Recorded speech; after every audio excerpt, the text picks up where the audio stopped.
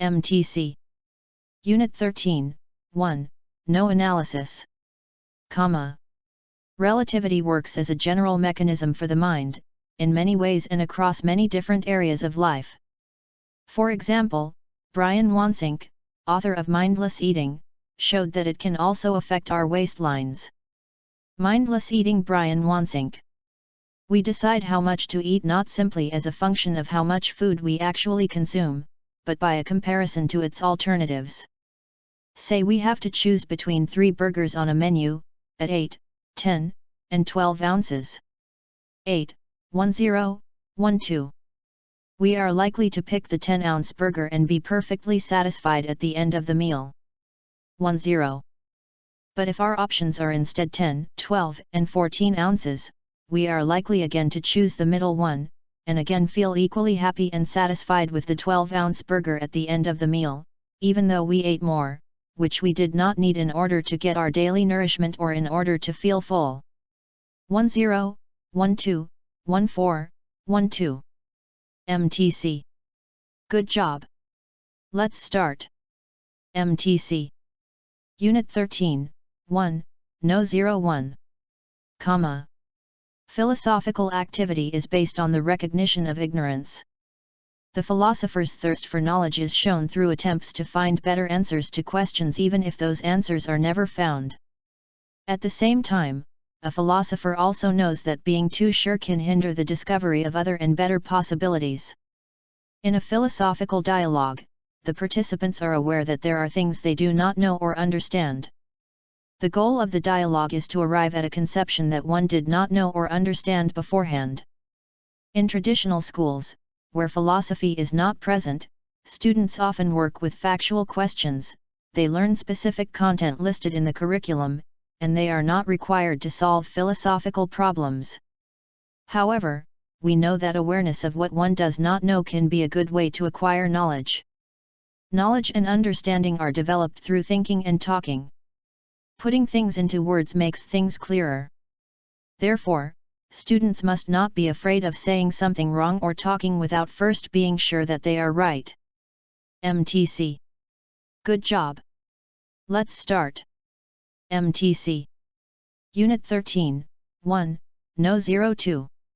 The tendency for one purchase to lead to another one has a name, the Diderot effect.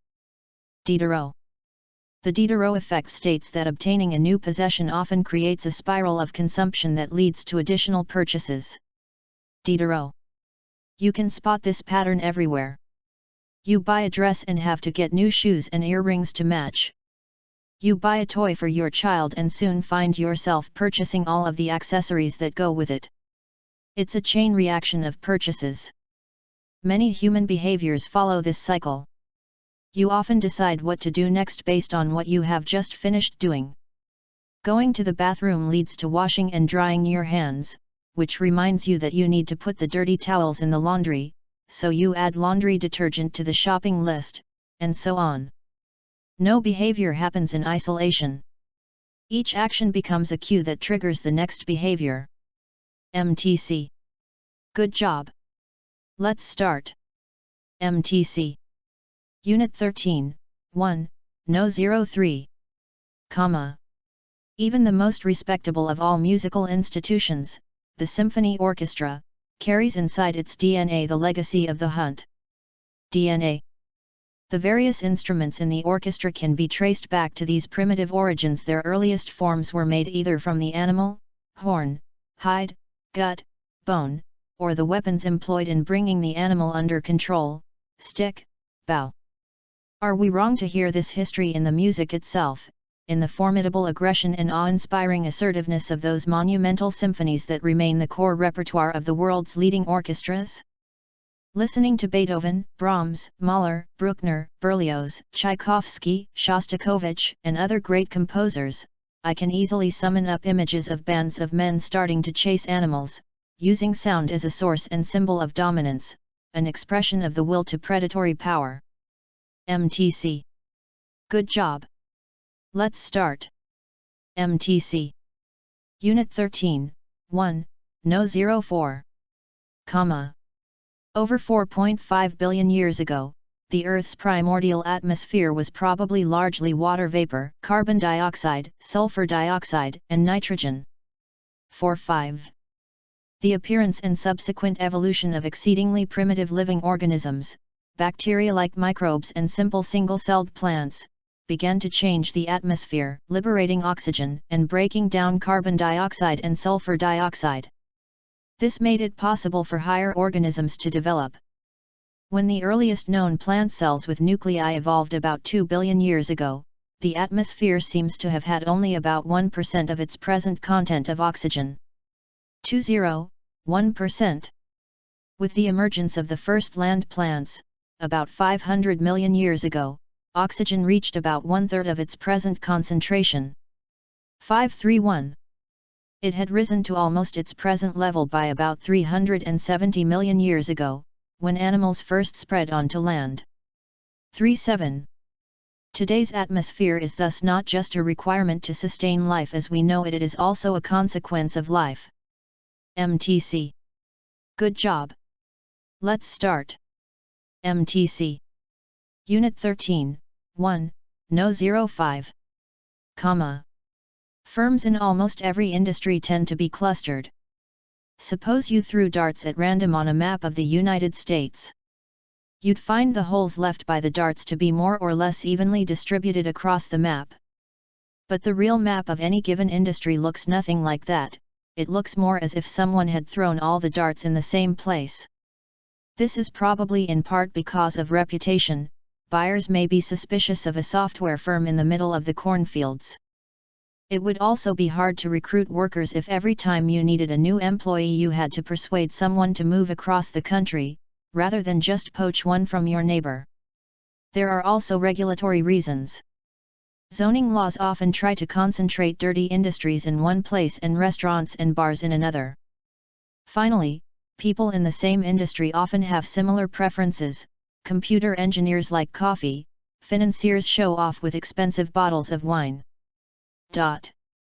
Concentration makes it easier to provide the amenities they like. MTC. Good job.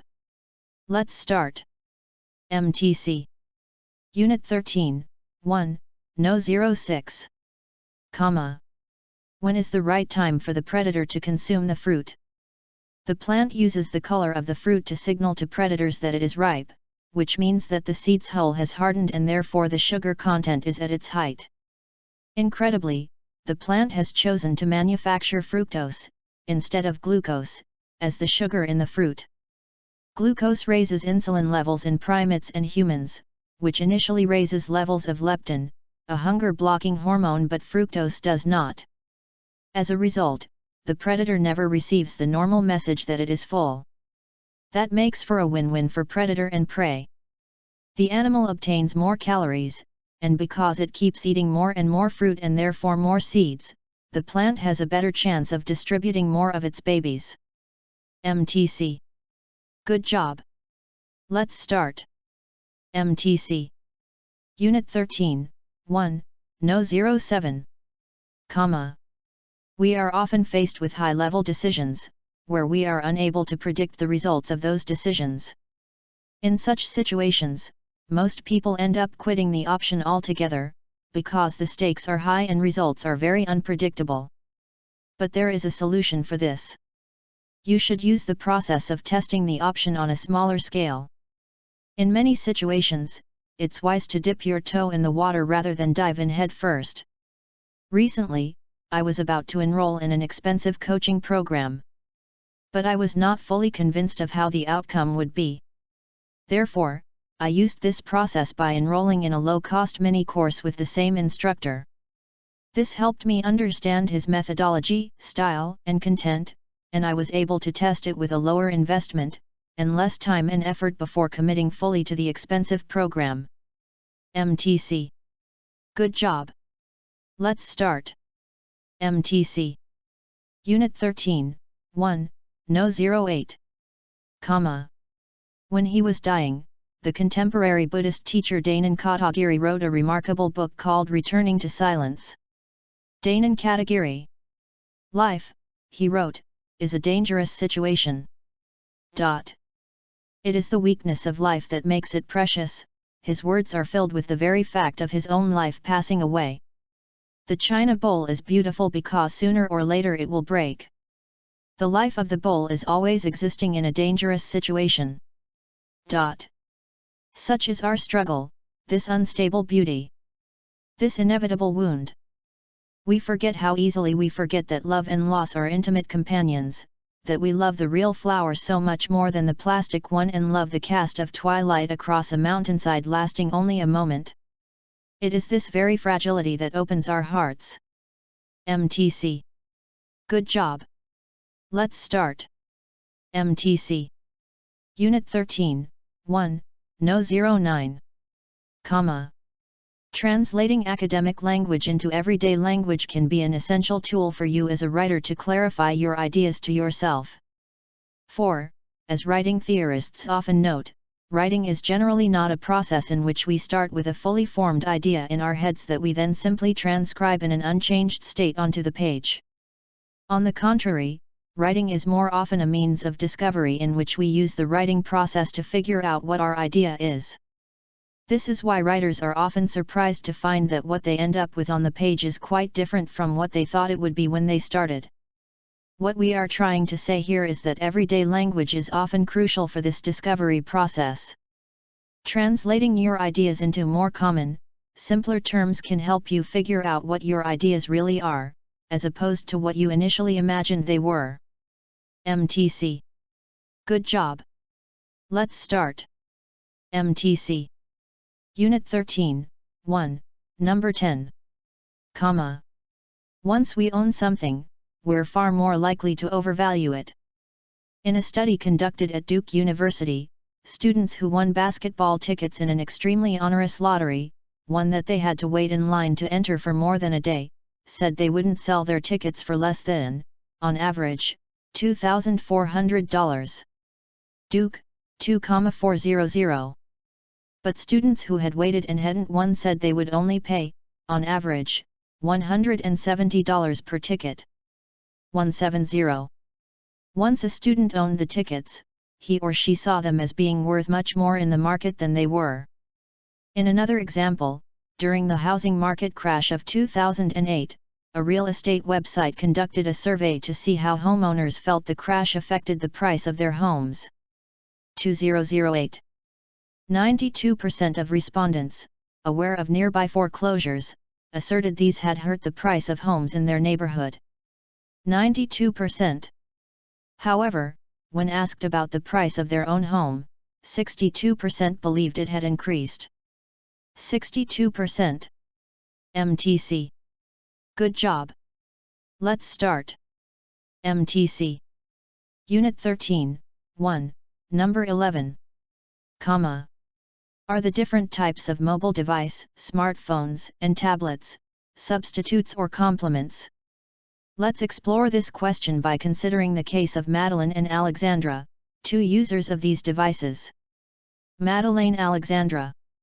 Madeline uses her tablet to take notes in class. Madeleine. These notes are synced to her smartphone wirelessly, via a cloud computing service, allowing Madeline to review her notes on her phone during the bus trip home. Madeleine. Alexandra uses both her phone and tablet to surf the internet, write emails, and check social media. Alexandra. Both of these devices allow Alexandra to access online services when she is away from her desktop computer. Alexandra. For Madeline, smartphones and tablets are complements. Madeleine. She gets greater functionality out of her two devices when they are used together. For Alexandra, they are substitutes. Alexandra. Both smartphones and tablets fulfill more or less the same function in Alexandra's life. Alexandra. This case illustrates the role that an individual consumer's behavior plays in determining the nature of the relationship between two goods or services. MTC. Good job. Let's start. MTC. Unit 13, 1, Number 12. Children develop the capacity for solitude in the presence of an attentive other. Consider the silences that fall when you take a young boy on a quiet walk in nature. The child comes to feel increasingly aware of what it is to be alone in nature, supported by being with someone who is introducing him to this experience. Gradually, the child takes walks alone. Or imagine a mother giving her 2-year-old daughter a bath, allowing the girl's reverie with her bath toys as she makes up stories and learns to be alone with her thoughts, all the while knowing her mother is present and available to her. Gradually, the bath, taken alone, is a time when the child is comfortable with her imagination. Attachment enables solitude. MTC. Good job. Let's start. MTC. Unit 13, 1, Number 13. Comma. Psychologists Leon Festinger, Stanley Schachter, and sociologist Kurt Bach began to wonder how friendships form. Leon Festinger, Stanley Schachter, Kurt Bach. Why do some strangers build lasting friendships, while others struggle to get past basic platitudes? Some experts explained that friendship formation could be traced to infancy, where children acquired the values, beliefs, and attitudes that would bind or separate them later in life. But Festinger, Schachter, and Bach pursued a different theory. Festinger, Schachter, Bach. The researchers believed that physical space was the key to friendship formation, that friendships are likely to develop on the basis of brief and passive contacts made going to and from home or walking about the neighborhood. In their view, it wasn't so much that people with similar attitudes became friends, but rather that people who passed each other during the day tended to become friends and so came to adopt similar attitudes over time.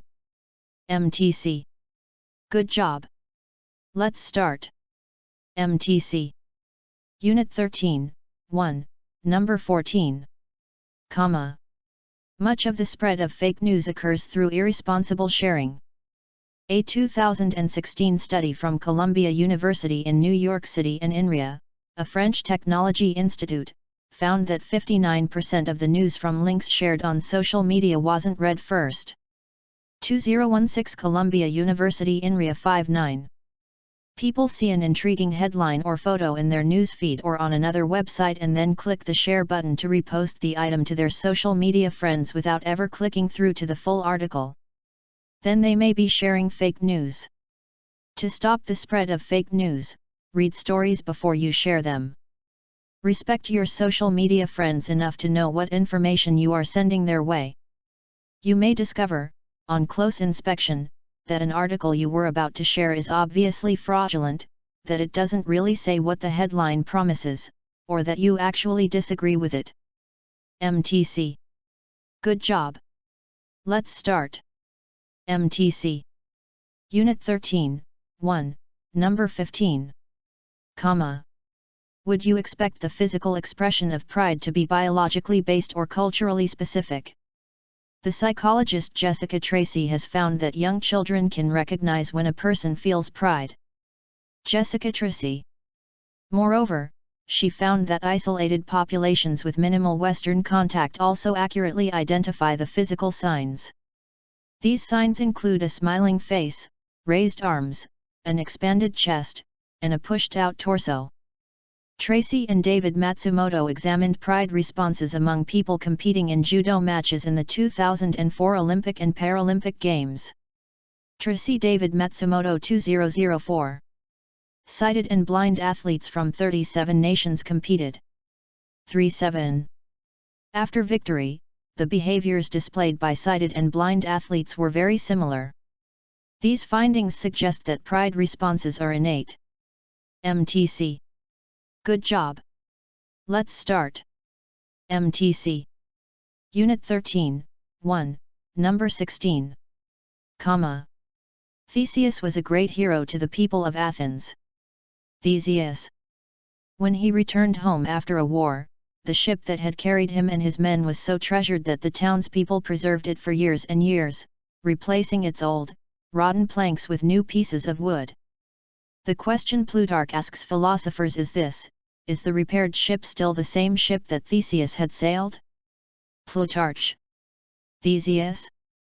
Removing one plank and replacing it might not make a difference, but can that still be true once all the planks have been replaced? Some philosophers argue that the ship must be the sum of all its parts. But if this is true, then as the ship got pushed around during its journey and lost small pieces, it would already have stopped being the ship of Theseus.